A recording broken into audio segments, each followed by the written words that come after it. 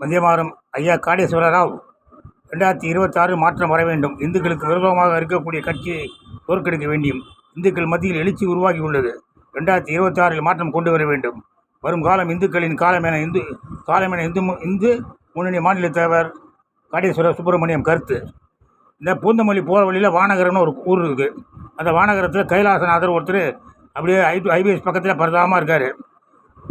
அவருடைய இடம் 8.25 ஏக்கரை ஜீசஸ் கால்ஸ் இப்படியே யார்கிட்டேருந்து வாங்கி மத மாற்ற பிஸ்னஸ் பண்ணிக்கிட்டு இருக்காரு. நானும் 2018 அருளச்சேரிக்கு கடிதாஸ் போட்டு அழுத்து போச்சு. அதை வடபழனி வேங்கீஸ்வரன் கோயிலுக்கு 2018 கோர்ட்டில் ஆர்டர் வாங்கி போட்டு அதான் அழுத்து போச்சு. அதனால் அந்த ஜீசஸ் கால்ஸ் மத மாற்ற பிஸ்னஸை அவங்கள போய் ஒரு பெரிய போராட்டம் பண்ணி ஜீசஸ் கால்ஸை வானகரம் கைலாசநாதர் கோயில் இடத்துல இருந்து காலி பண்ணுங்க. மத மாற்றம்ங்கிறது நாட்டுக்கு மிகப்பெரிய கேடு. ஏன்னா இந்து மக்கள் கம்மி ஆகிட்டாங்கன்னா, மைனாரிட்டி ஆகிட்டாங்கன்னா, ஏக இறைவன் யார் அப்படிங்கிற பெரிய யுத்தம் வரும். அப்புறம் ரத்தம் தான், டெய்லி மேக வெடிப்பு தான், ரத்தம் தான். அதனால் அந்த வானகரம் கைலாசநாதர் கோயில் இடத்துலேருந்து ஜீசஸ் கால்ஸை காப்பாற்றுறதுக்கு வழி பண்ணுங்க, போராடுங்க. நன்றி, வணக்கம், ஜெயஹிந்த்.